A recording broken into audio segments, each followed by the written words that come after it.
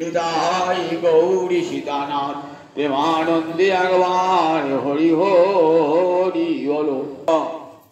ভক্তবৃন্দের চরণে আমার কোটি কোটি দণ্ডবত প্রাণীপাত।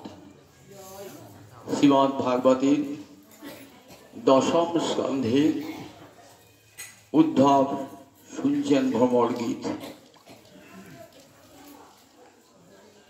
কাচিন মধুকরং দৃष्ट्वा ধ্যায়ন্তি কৃষ্ণ সঙ্গম প্রিয় প্রস্থাপিতং দূতং কল্পয়িত্বা ইদম অব্রবীত। কাচিত কোন এক রমণী, কোন এক গোপীশ্রেষ্ঠা। এই কাচিত শব্দটি অর্থ করেছেন গোস্বামী পাদরা রাধারানী। মধুকরং দৃष्ट्वा, মধুকর বলে ভ্রমর, যারা মধু পান করে। ধ্যায়ন্তি কৃষ্ণ সঙ্গম, তখন ধ্যানে রয়েছেন। ধ্যায়ন্তি কৃষ্ণ সঙ্গম, ধ্যায়ন্তি মানে এখানে ধ্যান রতা রমণী, সতী প্রত্যন্ত শব্দ হয়েছে। যখন উদ্ধব দেখছেন রাধারানীকে, তখনও রাধারানী কিন্তু ধ্যানরতা। কি ধ্যান করছেন? কৃষ্ণ সঙ্গম, কৃষ্ণ মিলন। কার সাথে? মথুরাপুরের কোন রমণীর সাথে কৃষ্ণের মিলন, এটা রাধারানী ধ্যান করছেন। ধ্যায়ন্তী কাচিন মধুকরং দৃष्ट्वा ধ্যায়ন্তী কৃষ্ণ সঙ্গম। ধ্যায়ন্তী মানে ধ্যান করছেন এমন যে রমণী। ধ্যায়ন্তী দীর্ঘিকার আছে, সতী উত্তর হয়েছে। অর্থাৎ উদ্ধবকে দেখতে পাচ্ছেন না, তখন ধ্যানমগ্না রাধারানী, ধ্যানমগ্না রাধারানী তখন মোহন ভাব।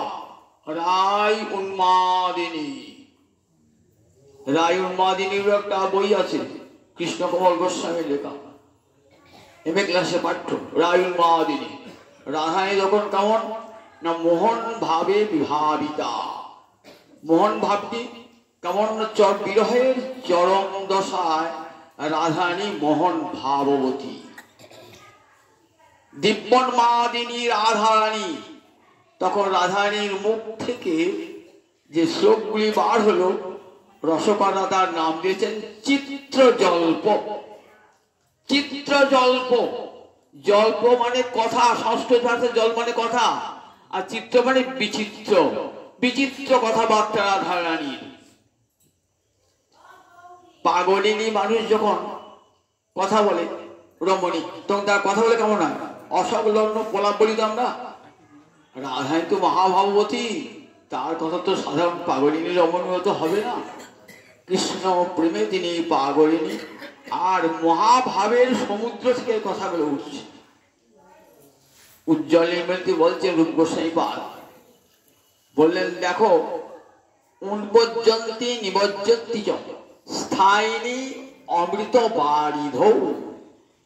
রাধারানীর যে প্রেমামৃত সমুদ্র, সেখানে তরঙ্গ উঠছে। উন্বজ্জন্তি নিবজ্জন্তি, একবার উপরে উঠছে, একবার নিচে উঠছে। আপনি যদি সমুদ্রের জলে পড়ে যান, কি দেখবেন? দেখুন চারিদিকে জল, উপরে জল, নিচে জল, এ পাশে জল, ডাইনে জল, বামে জল, সম্মুখে জল, পিছনে জল। আর রাধারানী সেই কি সমুদ্রে? রাধারানী তখন মহাভাবের সমুদ্রে, মোহন ভাবে মোহন ভাববতী রাধারানী। স্থায়ী ভাব কৃষ্ণ প্রীতি, কৃষ্ণ ভালোবাসার স্থায়ী ভাব, সেটা যেন অমৃত বারিধ, অমৃতের সমুদ্র, সেখানে ঢেউ উঠছে। আপনি সমুদ্রের তীরে যদি দাঁড়ান, পূর্ণিমার দিন কি দেখবেন? পূর্ণিমার দিন সমুদ্রে দেখবেন চাঁদের ছট কিরণে সমুদ্রের জলে জোয়ার ঢেউ উঠছে, উঠছে নামছে, উঠছে নামছে। ঠিক তেমনি আজ উদ্ধব দেখছেন যে রাধা রানীর প্রেম সমুদ্রে কত ঢেউ উঠছে, কত ঢেউ উঠছে, আবার সেই ঢেউ মিলিয়ে যাচ্ছে। উদ্ধব, জ্ঞানের রাজা উদ্ধব আজ দেখছেন যে সাক্ষাৎ কৃষ্ণ প্রেম বৃন্দাবনে কেমন মূর্তি ধারণ করে এসেছেন। মনে মনে ভাবছেন যে আমি যদি বৃন্দাবনে না আসতাম তাহলে আমার কিন্তু বড় ক্ষতি হয়ে যেত, জানতে পারতাম না প্রেম বস্তুটি কি, জানতে পারতাম না। এত পড়াশোনা করেছেন উদ্ধব, চারি বেদ তার ঠোঁটস্থ, নখ দর্পণে বৃহস্পতির ছাত্র, বুদ্ধিতে তিনি সকলের সেরা। কিন্তু ভাবছেন মনে মনে যে এই রাধা গোবিন্দের তো বিরহ কখনো হয় না, তাহলে বিরহটা হয়েছে কি জন্যে? না আমার প্রতি অনুগ্রহ করবার জন্য, কৃপা করবার জন্য। যদি বিরহ না হতো আমি বৃন্দাবনে আসতাম না, আর রাধানী কি বস্তু আমি কোনোদিন জানতেও পারতাম না, ব্রজগোপীরা কি বস্তু জানতেই পারতাম না। তাই বলছেন বিরহে ন মহাভাগা মে মহান অনুগ্রহ কৃত। এই বিরহে আমার প্রতি অনুগ্রহ করেছেন গোবিন্দ। তাই এই বিরহ কাচিহীন মধুকরং দৃষ্টা ধ্যায়ন্তী কৃষ্ণ সঙ্গমম। রাধানীর প্রেমামৃত সমুদ্রে একবার ঢেউ উঠছে, একবার নামছে। তখন রাধানীর মুখ থেকে 10টি শ্লোক বার হয়েছিল। এই 10টিকে কি বলে ভাগবতে? ভ্রমর গীতা। অর্থাৎ একটি ভ্রমরকে উদ্দেশ্য করে রাধানী যে প্রেমের গান গেয়েছিলেন তারই নাম ভ্রমর গীতা। ভাগবতে এই ভ্রমর গীতা খুব আস্বাদ্য, ভক্তগণ পরমাদরে আস্বাদন করেন। রাধারানীর উন্মাদিনী রাধারানীর অন্তরের কথাগুলো আগের দিন শুনিয়েছি। ভ্রমরকে কি বলছেন? ওরে ভ্রমর, সকৃত অধর সুধাং সাং মহিনী পায়ুত্বা সদ্য তত্ত্ব যে অসমান সুমনসৈব ভবাদ্রিক।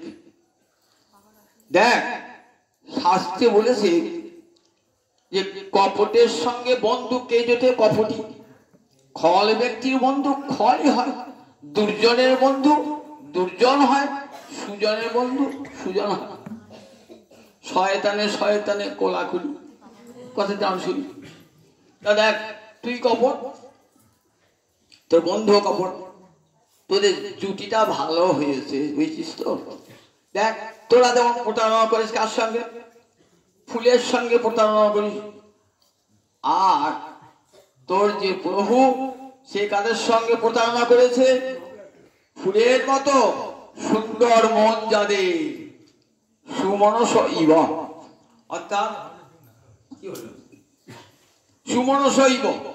সুমন মানে ফুল, ফুলের প্রতিশব্দ কি? সুমন, প্রসূন, পুষ্প, কুসুম, এগুলোকে আমরা কি বলি? সব ফুল, সমার্থক শব্দ। তার সুমন মানে ফুল। সুমনস ইব।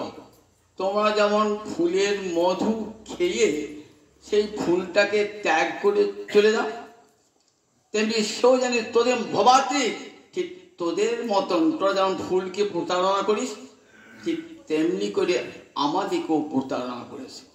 আমরা ফুল নই, কিন্তু আমাদের মনটা ফুলের মতো সুন্দর, সুমনস ইবা। একটা শব্দে দুটো অর্থ বুঝিয়ে গেল। শ্রীমদ্ ভাগবতকে বলা আছে ধ্বনি কাব্য। সমস্ত কাব্যের শ্রেষ্ঠ লায়কাকে ধ্বনি কাব্য। আনন্দবর্ধন রসকার তিনি ধন্যালোকে দেখিয়েছেন যে ধ্বনির আত্মা কাব্যস্য। কাব্যের আত্মা হলো ধ্বনি, অর্থাৎ বাচ্যের অতিরিক্ত অর্থ উপলব্ধ হয় পাঠকের। যা বলতে চাইছেন তার চেয়ে অতিরিক্ত অর্থ উপলব্ধি হয় এই ধ্বনি কাব্যেতে। এই ধ্বনি কাব্যতাই অপূর্ব অপূর্ব, এত তার ব্যঞ্জনা, সেই কাব্যেতে এত ব্যঞ্জনা থাকে যেগুলি সব সাধুগণের পরম আস্বাদ্য। তাই সুমনসৈব, তোরা পান করিস, আর তোরা পান করিস, আর সে পান করিয়েছে। পিত্তয়া আর পায়িত্বা। পিত্তয়া মানে পা ধাতু তাসপত্য করে পিত্ত পান করে চলে আস, আর পায়িত্বা আমরা পান করিয়ে নিষ্পত্তান্ত হয়েছে। তোরা পান করে ত্যাগ করিস, আর সে আমাদেরকে পান করিয়ে ত্যাগ করেছে। জানিস এই যে পানটা করিয়েছে না, এটার মধ্যেও তো একটা ধূপতামি আছে। কিরকম জানিস? ব্যাধ যদি হরিণ মারতে গিয়ে একবারে মেরে দেয় তাহলে ভারী হয়, প্রাণটা চলে গেল, একবার ছটফট করতে হয় না। কিন্তু ব্যাধ যদি হরিণটাকে অমৃত পান করিয়ে এইবার তীর বেঁধে, হরিণটা মরবে না কিন্তু যন্ত্রণায় ছটফট ছটফট ছটফট করবে। ব্যাধের দেখতে খুব ভালোই লাগবে, ও তো মরবে না, অত যন্ত্রণায় ছটফট ছটফট করবে।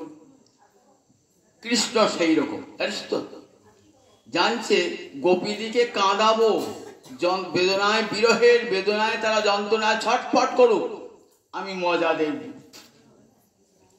তাই কি করেছেন? আমরা তো মরে গেলে ভালোই হতো, মরে যেতাম, কিন্তু মরি নাই। কেন মরি নাই? পায়ুত্বা, তিনি তার অধর সুধা আমাদের পান করিয়েছেন। সেই অধর অমৃত পান করেছিলেন বলে আমরা তো বেঁচে আছি। আমরা তো প্রাণ পরিত্যাগ করতে পারি না। কোন দিন আমরা প্রাণ পরিত্যাগ করতাম? কৃষ্ণ বিরহে। শাস্ত্রে কি বলে জানো? অকৈতব কৃষ্ণ প্রেম যেন জাম্বু নদ হেম, যে প্রেমে লোকে নাহি হয়। কৃষ্ণ প্রেম যদি অকৈতব হয়, জাম্বু নদের সোনার মতন খাঁটি সোনা হয়, যে প্রেম লোকেরা বলেন এই পার্থিব জগতে সে প্রেম হয় না। যদি হয় তার যোগ, তথাপি না হয় তার বিয়োগ। বিয়োগে হইলে আর কেহ না জিয়। যদি একবার বিয়োগ হয়, বিরহ হয়, প্রিয় এবং প্রিয়ার বিরহ হয়, তাহলে কেউ আর বাঁচে না। আমরা যে বেঁচে আছি অকৈতব কৃষ্ণ প্রেমে, কেন জানো? অধর সুধা পান করিয়েছে বলি। শাম বলছেন তুমি পান করতে গেলে কারণ তোমরা, তা বলছিস ভ্রমর, জানিস ওই অধরামৃতের কি মোহিনী শক্তি আছে জানিস? সাং মোহিনী মোহগ্রস্ত করে দেয়, মোহগ্রস্ত করে, মোহিনী মোহগ্রস্ত করে দেয়। তাই আমরা পাগলিনী হয়ে তার অধরামৃত পান করেছি।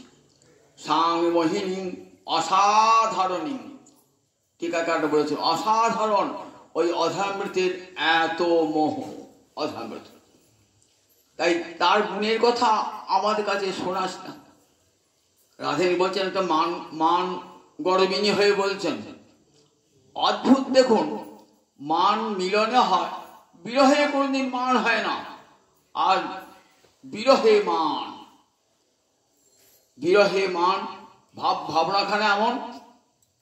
কৃষ্ণ তো আজ রাজা হয়েছে, আজ রাজা হয়ে কি এই গ্রামে রাখাল বালকগুলোর কথা মনে রাখবে?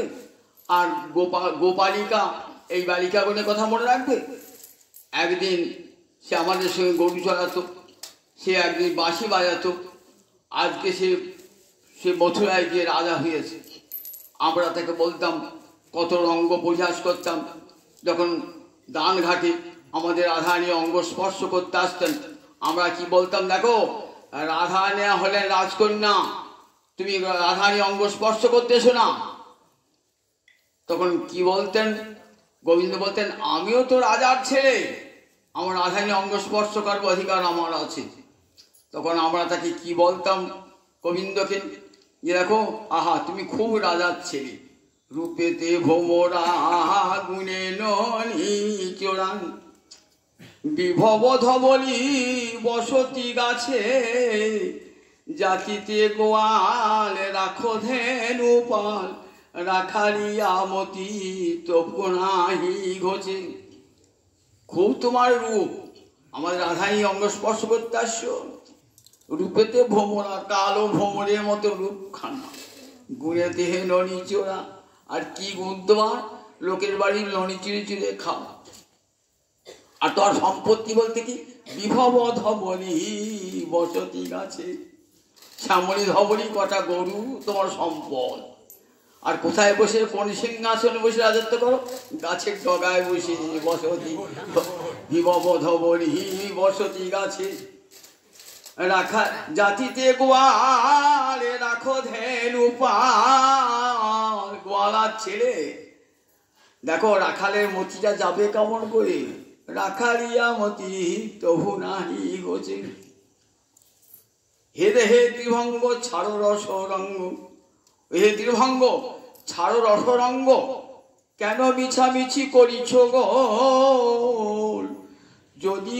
যদি করো গোল শিরে ঢালি ঘোল, দিব প্রতিফল জানিবে পিছে। দেখো এখানে বেশি ঝামেলা করতে এসো না, কোলাহল করতে এসো না। যদি বাড়াবাড়ি করো ত্রিভঙ্গ তাহলে কি করবো জানো? শিরে ঢালি ঘোল। নান ঘাটে যাচ্ছেন তো, মাথায় ঘোল নিয়ে যাচ্ছেন তো, শিরে ঢালি ঘোল দিব প্রতিফল জানিবে পিছে। তখন জানবে কাঁধে পাল্লায় পরিচয় করে। শুনো ওহে কালো যদি চাহো ভালো, ওহে কালো যদি শুনতে চাও তাহলে ঘনায় ঘনায় কেন আসিছ কাছে? কেন ঘনি ঘনি কাছে আসছো? কহে যদু না মথুরারও না, জানো না কি রাজা কংস আছে? কবি যদুনাথ বলছে জানো না? আপনার মথুরা রাজা কংস জানিয়ে দেবো যে কালো ছেলেটা রাধানীর অঙ্গ স্পর্শ করতে আসে। এমনি করে আমরা কত রঙ্গ পরিহাস করেছি বৃন্দাবনে, আর সে তো রাজা। আর আমরা তো দেখিনি গ্রাম্য, আমরা মথুনগরী যোষিতা সবহু রস পণ্ডিতা, আর আমরা গ্রাম্য পশুপালিকা, আমরা গ্রামের মেয়ে, আমরা গোয়ালিনী, আমরা পশু পালন করে থাকি, পশুপালিকা, গ্রাম্য পশুপালিকা। আমাদের কথা কি তার কি মনে থাকবে? আমাদের কথা কি মনে থাকবে? তাই দেখো আমাদেরকে মেরে গেলেই ভাবে করতো, কিন্তু আমাদেরকে মেরে যায় নাই তো।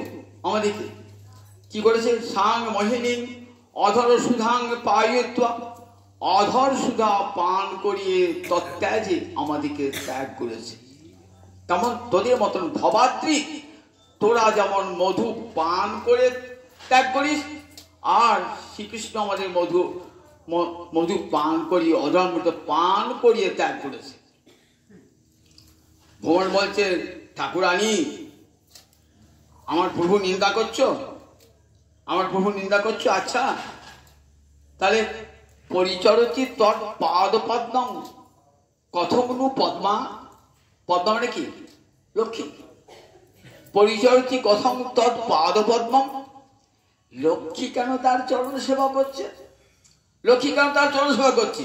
লক্ষ্মী তো জগতে নারীর শ্রেষ্ঠা, পতিব্রতা শিরোমণি লক্ষ্মী, যারে কহে বেদবাণী। সেই পতিব্রতা শিরোমণি লক্ষ্মী দেবী কেন তার চরণ সেবা করছে? একথা আমি বানিয়ে বলি নাই, তুমিই বলেছো। কোন দিন? রাসের দিনে গোপী গীতিতে কি বলেছ?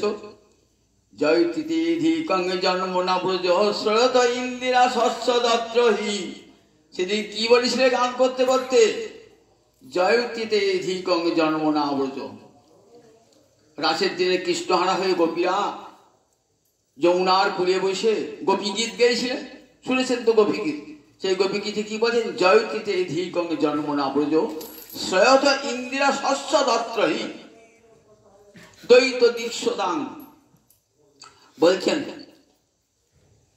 হে গোবিন্দ, তুমি যেদিন জন্মগ্রহণ করেছো না, সেদিন থেকে ব্রজের অপূর্ব উৎকর্ষ। জয়তে অধিকং জন্ম না ব্রজ। কেন?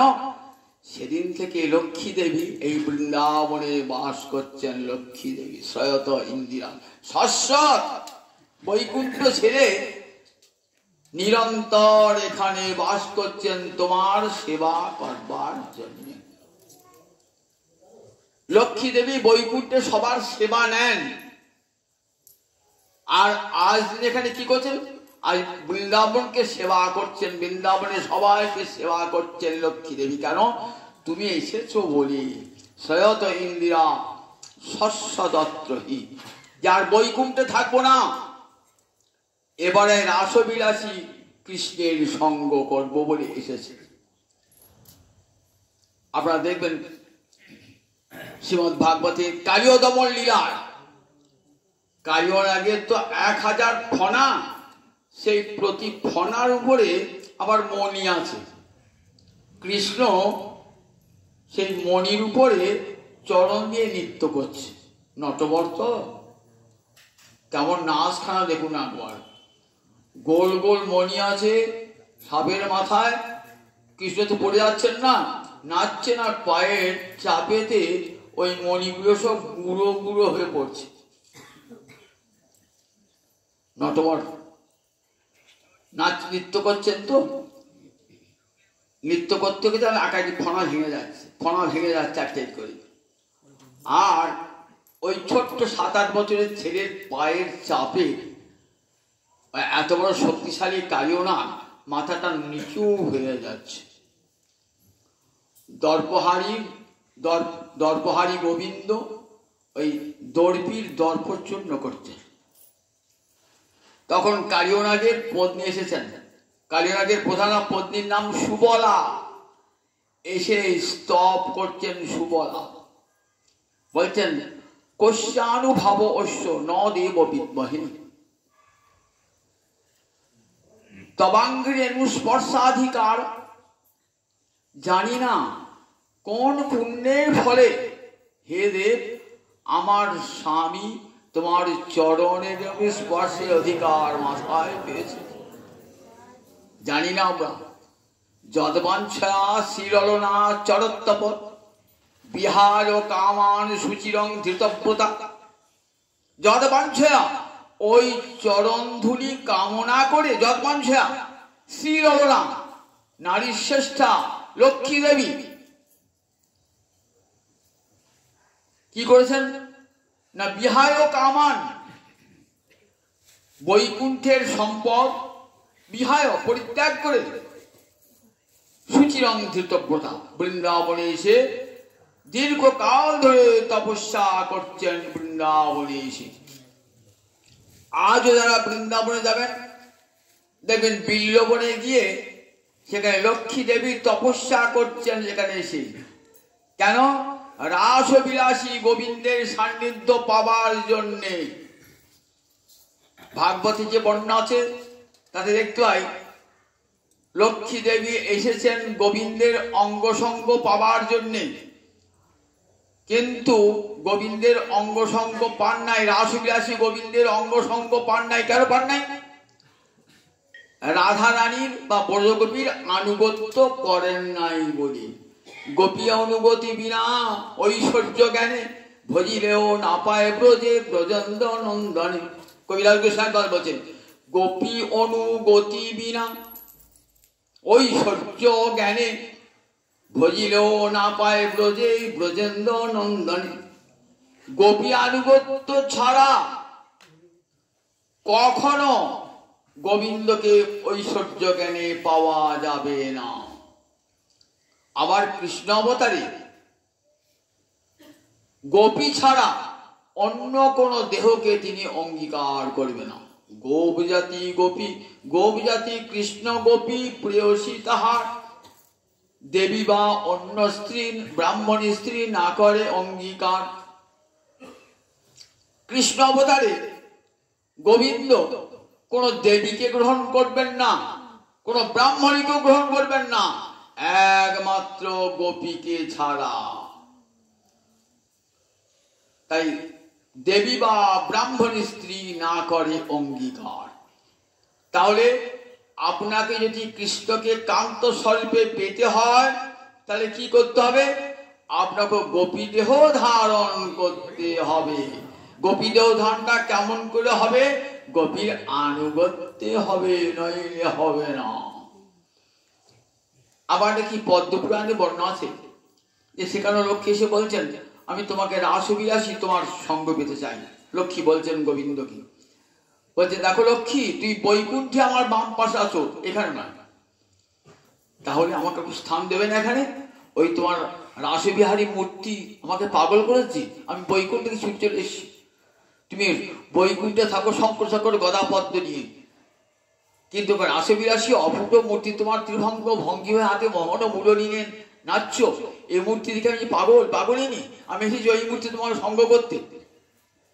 তা বলি গোয়ালিনীর আনুগত্য স্বীকার করতে হবে। গোয়ালে আনি করতে সে করতে পারলেন না, তো বলেন তাহলে আমাকে একটু বক্ষে তোমার স্থান, যেখানে একটু স্থান দাও। বলেন ঠিক আছে, তুমি আমার বক্ষে বাম পাশে থাকবে। দেখবেন গোবিন্দের বাম পাশে একটা সোনার দাগ আছে, সোনার রেখা আছে, ওটা লক্ষ্মী দেবী, সোনার মতো। ওটি লক্ষ্মী দেবী ক্ষীণ স্বর্ণরেখা রূপে কৃষ্ণের বাম অঙ্গে রয়েছে। আর ভাগবতে বর্ণনা আছে, যেখানে লক্ষ্মী পেলেন না গোবিন্দকে, তাই কঠোর তপস্যায় বসলেন গোবিন্দ সঙ্গ পাওয়ার জন্য। দেখবেন চৈতন্য চৈতামৃতে মহাপ্রভু বেঙ্কট ভট্টকে বলেছে, শ্রুতি পায় লক্ষ্মী না পায়, ইহার কি ইহার কারণ? শ্রুতিমন্ত্রে অধিষ্ঠাত্রী দেবতারা রাসবিলাসী গোবিন্দকে পেয়েছেন, কারণ রাসে শুনেছেন তো রাসে গোপী কারা হয়েছে, নিত্য সিদ্ধা আর সাধন সিদ্ধা। রাসে গোপী ক প্রকার? নিত্য সিদ্ধা আর সাধন সিদ্ধা, দু প্রকার গোপী, মনে থাকবে, নিত্য সিদ্ধা আর সাধন সিদ্ধা। সাধন সিদ্ধা আবার তিন প্রকার। সাধন সিদ্ধা ঋষিচরী এক প্রকার, দেবী পূর্বা, শ্রুতি পূর্বা। ঋষিচরী কারা? দণ্ডকারণ্যের ঋষি যারা, তারা রামচন্দ্রকে দর্শন করে রামচন্দ্রকে কান্তরূপে পেতে চেয়েছিলেন, পতিরূপে পেতে চেয়েছিলেন, তারাই বৃন্দাবনে গোপী হয়েছেন দণ্ডকারণ্যের ঋষিরা। তারা ঋষিচরী গোপী। বেদ মন্ত্রে অধিষ্ঠাত্রী দেবীরা, তারা গোবিন্দকে পতিরূপে পেতে চেয়েছিলেন, তারা হয়েছেন গোপী। আর যখন বামন রূপে অবতীর্ণ হয়েছিলেন স্বর্গে, তখন স্বর্গের দেবকন্যারা গোবিন্দের রূপে মোহিত হয়ে তারা গোবিন্দকে পেতে চেয়েছিলেন, তারা দেবী পূর্বা। তাহলে গোপীদের ভাগটা বুঝতে পারলেন। আর রাধারানী, ললিতা, বিশাখা, তুঙ্গবিদ্যা, সুদেবী, এই যে অষ্ট মহাশক্তি রয়েছে, গোপী রয়েছেন না, এরা নিত্য সিদ্ধা, এটি কোনো সাধন করতে হয় না, এরা কৃষ্ণ অঙ্গ থেকে উৎপন্ন হয়েছে, এরা নিত্য সিদ্ধা। তাই এরা ওই কাত্তায়নী ব্রত করেন নাই, কিছুই করেন নাই, এরা সবসময় কৃষ্ণের সঙ্গেই আছেন সবসময়। এদিকে বলে নিত্য সিদ্ধা। নিত্য সিদ্ধা কাদিকে বলে? যারা সাধন করতে হয় না, এমনিতেই পেয়ে আছে। আর সাধন সিদ্ধা সাধনের ফলে গোপী দেহ পেয়েছে, সাধনে তার সাধন সিদ্ধা বলে। এই সাধন সিদ্ধা তিন প্রকার বললাম। দণ্ডকারণ্যের ঋষিরা, বেদ মন্ত্রের অধিষ্ঠাত্রী দেবতারা, আর স্বর্গের দেবকন্যারা গোপী দেহ প্রাপ্ত হয়েছে। রাসেতে আমরা দেখতে পাই। তা বলছে দেখো লক্ষ্মী দেবী তার চরণ সেবা করছে, কারণ নিরন্তর তার চরণ সেবা করছেন। কেন? রাধানী ধ্যানীতি বলছেন ধ্যানমগ্না, ধ্যায়ন্তী কৃষ্ণ সঙ্গম, ধ্যানমগ্না। রাধানী যোগিনী রূপে রয়েছেন। কেমন রূপে রয়েছেন দেখো রাধানী?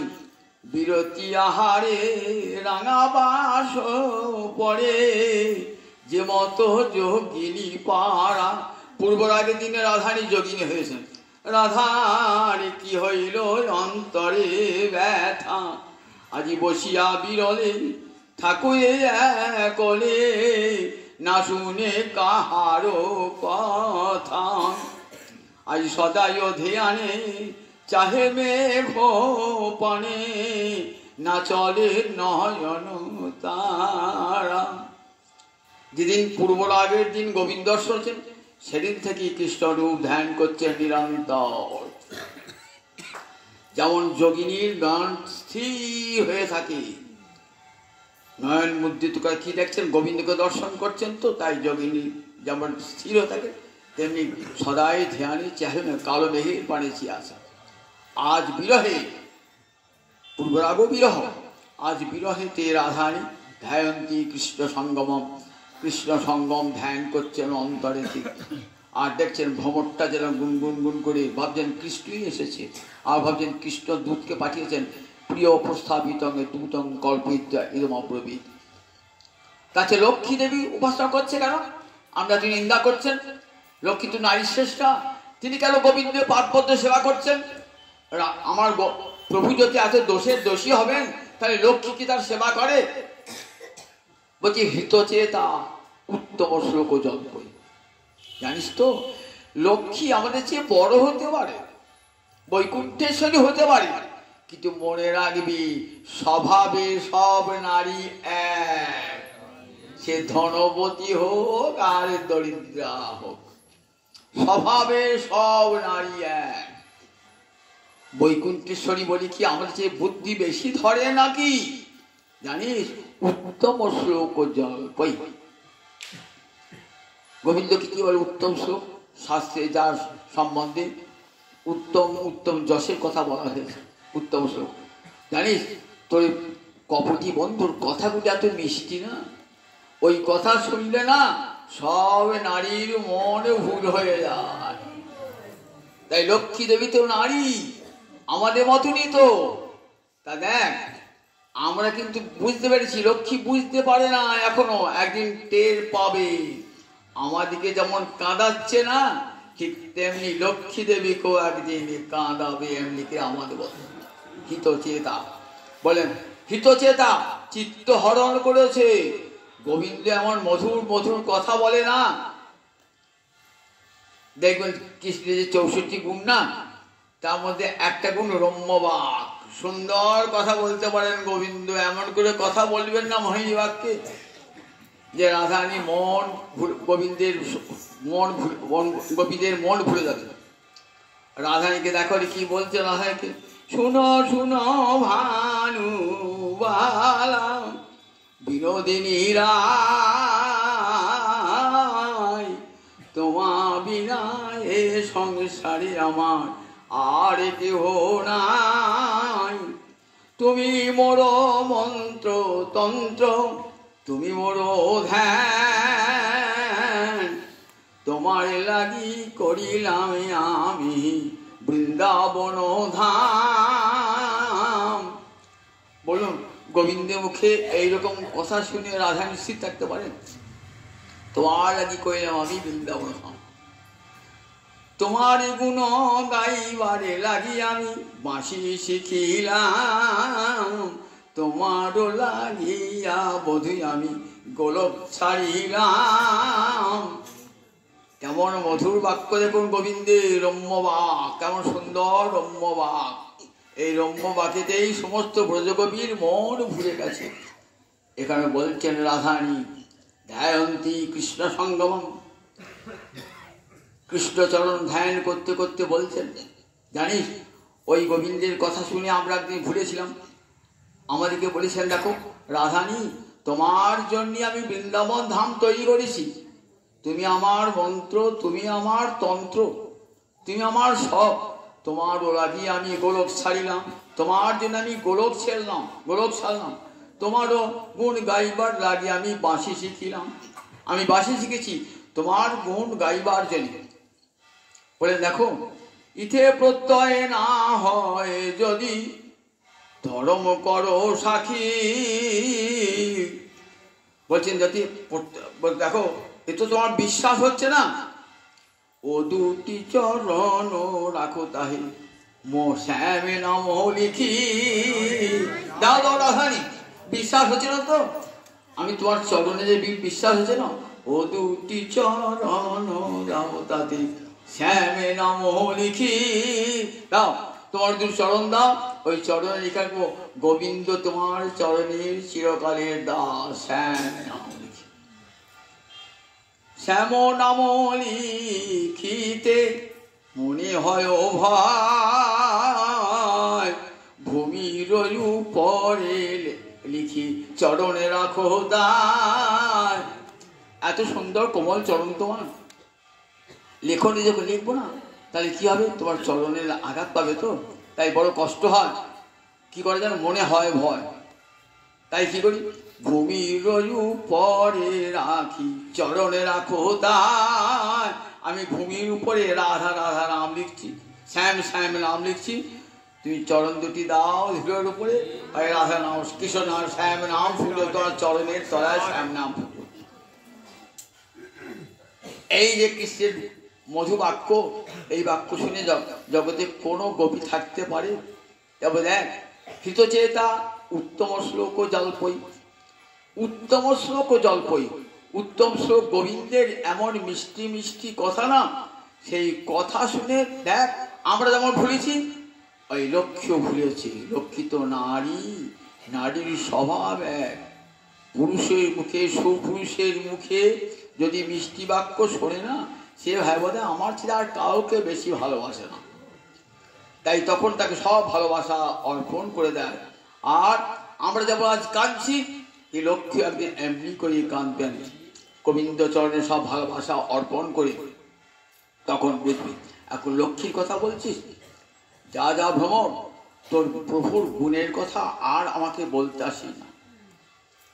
কিমি হোক আয়ুষী, চিত্রশোলকে বলছেন কিমি হোক আয়ুষী, সরঙ্ঘে, সরঙ্ঘে মানে ষট মানে ছয়, অঙ্গে মানে চরণ, সরঙ্গী সম্বোধনে সরঙ্ঘে, ওহে মধুকর, কিমি হোক বহু আয়ুষী। কি গুনগুন করছিস আমার কাছে, বারবার গুণের কথা বলছিস সরঙ্ঘে। দেখ তোর কথার কোন আমি আর তোর কথা মর্যাদা রক্ষা করতে পারবো না, কারণ দেখ তোর 6টা পা, তো পশু জাতির 4টে পা থাকে, 4টে পা পশু, পশু বুদ্ধি, আর তোর আবার 6টা পা, তুই এবার 1.5টা পশু, 1.5টা পশু তুই, তোর একবার বুদ্ধির ঘর শূন্য, একবার বুদ্ধির ঘর তুই শূন্য। কোথায় কোন গান গাইতে হয় জানিস না? বিয়ের আসরে কেউ সাধ্যে গান গায়, তাহলে কেমন পাগল, তাকে তাড়িয়ে দেবে। আবার সাধ্যে আসরে যদি কেউ বিয়ের গান গায়, তাকে তাড়িয়ে দেবে। তাহলে স্থান কাল পাত্র বুঝে গানটা গাইতে হয় তো। তাই গানটা গাইছিস এসে, রাজার গান গাইছিস ভিখিরির কাছে, রাজার গান গাইছিস আমরা ভিখারিনি, পথের ভিখারিনি, দেখছিস তো অগৃহা নাম, আমাদের বাড়িটা পর্যন্ত মাথার উপর একটা ছাদও না, আর সে রাজ অট্টালিকায় বসে আছে, আর তার গুণের গান গাইছিস আমাদের কাছে। সড়ক কেন তোকে বলছি তুই পশুর মতন বুদ্ধিহীন, যে 6টা পা তো তোর, তাই বুদ্ধিহীন তোর, পশুর চেয়ে হচ্ছে অধম তুই। কিমি হোক বহু আয়ুষী, দেখ তার সব গুণের কথা আমরা জানি, আমাদের কাছে আর গুণের কথা বলি না, পুরাণম, আমরা বহু গুণের কথা তার শুনেছি, আর গুণের কথা বলতে আসবি না। সে যদুনাম অধিপতি, এখন আর বলছেন না, দেখুন যদুরাম গোপীনাম অধিপতি না, যদুনাম অধিপতি। যাও, সে এখন যদু বংশের রাজা, যাও। কৃষ্ণ কিন্তু রাজা হন নাই, সব ভালো মনে রাখবেন, কৃষ্ণ কোনোদিন সিংহাসনে বসেন না। কেন জানেন তো? কার বলেছে? বারবার বলেছি, কৃষ্ণের বংশ যদু, যদু বংশের অভিশাপ ছিল যে কেউ সিংহাসনে বসবেন না, বসেন না। পিতা যজাতির পিতা যজাতির জরা গ্রহণ করেন নাই বলে যদু বংশকে তিনি সিংহাসন দান করেন নাই। কৃষ্ণ কোথাও রাজা হন নাই, আর কুবজাকে কোথাও বিয়েও করেন না। কীর্তনীরা গান করে বলে না, কুবজাকে তুই বাঁকা, কুবজা বাঁকা, বাঁকার সঙ্গে বাঁকা মিল, এসব কল্পনা করার কথা কোথাও বলে। কুবজাকে তিনি বিবাহ করেন নাই, কুবজার বাঞ্ছা একদিনের জন্য পূর্ণ করেছিলেন কুবজার গৃহে গিয়ে। কুবজাকে যেহেতু রাম অবতারে ওই যে রাক্ষসীর নাম কি, সেই শূর্পণখা, সেই শূর্পণখাকে কথা দিয়েছিলেন তোমার বাঞ্ছা পূর্ণ করব। পরে বলা আছে কখন কৃষ্ণ অবতার যখন বহু বল্ল হব, তারই বাঞ্ছা সেই শূর্পণখায় তো কুবজা হয়ে এসছে, তার বাঞ্ছা পূর্ণ করে। ভগবান তো ভক্ত বাঞ্ছা কল্পতরু, তাই তার গৃহে একদিন গেছে, কিন্তু কুবজাকে তিনি বিবাহ করেন নাই। কিন্তু আমি কীর্তন গানে আসর বলে, শুধু মনোরঞ্জনের উদ্দেশ্যে বলে, কিন্তু কৃষ্ণ রাজাও হন নাই, আর কুবজাকে বিবাহ করেন নাই। তাই কৃষ্ণ রাজা, কিন্তু গোপীরা কেন পরম অভিমানে বলছেন যদুনাম অধিপতি অগৃহানাম অগ্রত, যারা গৃহহীন, যারা ভিকারিনী। দেখ যেদিন থেকে কৃষ্ণ চলে গেছেন মথুরায় না, গোপীরা কিন্তু আর গৃহে ফেরেন নাই, যমুনার কোণে বসে কাঁদছেন রাধান, অবমাধব মথুরা পুরেতে গেল, আমার গোকুল মানিক কোহরি নীল, আমার গোকুল মানিক কোহরি নীল, আমার হরিকে কেবা হরে নীল, আমি কারবা মন্দ করেছিলাম, আমার হরিকে কেবা হরে নীল, গোকুলে উথল করুণা করুন, গোকুলে উথল করুণা করুন, নয়নক জলে দেখো বহে হিল্লোল, আজ নয়নে জলে হিল্লোলে বইছে সারা ব্রজবনী। রাধানি কাঞ্চন কৃষ্ণ বিরহে সোজ্যোতি তেজল কাজ কি ইহ জীবনে ধনিয়া ওরে ওরে ও ললিতা বিশাখা গরল আনি করিব পানি দে দে সখী আমায় গরল এনে দে দে এই গরল পানি করে দেহ পরিত্যাগ করিব যার জন্যে জীবনে রাখা সোজতি ধনী তেজল কাজ কি ইহ জীবনে আর ইহ জীবনে কোনো প্রয়োজন নাই রে আমার জীবন যৌবন সব কৃষ্ণের সেবার জন্য সেই কৃষ্ণই যখন আমাকে ত্যাগ করেছে কাজ কি ইহ জীবনে ওরে ওরে ও ললিতায় বিশাখা আনহ গরল করি পানে গরল নিয়ে আয় রে বিষ নিয়ে আয় প্রাণে পরিত্যাগ করব কৃষ্ণ কৃষ্ণ বলে বলতে বলতে প্রাণে পরিত্যাগ করিব যাতে পরজন্মের প্রভাতী হা কৃষ্ণ বলে আবার কৃষ্ণ পেতে পারি এ জন্মে কৃষ্ণ পেলামে না আবার কৃষ্ণ কৃষ্ণ বলতে বলতে প্রাণে পরিত্যাগ করব পাবো আবার আর জন্মে কৃষ্ণ পাই এ জন্মে কৃষ্ণ পেলামে না রে যেন আর জন্মে কৃষ্ণ কৃষ্ণ পাই এ জন্মে কৃষ্ণ পাওয়া হলো না যাতে পরজন্মে কৃষ্ণ পাইবে কৃষ্ণ কৃষ্ণ বলতে আমি প্রাণ পরিত্যাগ করবো গরল নিয়ে গরল পান করে প্রাণ পরিত্যাগ করবো এমনি করে গোপীরা আর গৃহে যান নাই সেইখানে বসে বসে কুঞ্জ কুটিরে বসে বসে কান্তেন দিবা রাত্র উদ্ধব দেখছেন সেই মূরতি প্রেমের মূরতি প্রেমের যে মূরতি হয় এটা জানা ছিল না উদ্ধব জ্ঞানালোকের সাধক উদ্ধব দেখছেন অপূর্ব প্রেমের মূরতি সমস্ত ব্রজবালা আগম আবার আগামী দিন সব 8টা বেজে গেছে তো আর বলবো জয়নিতায় জয়নিতায় জয়নিতায়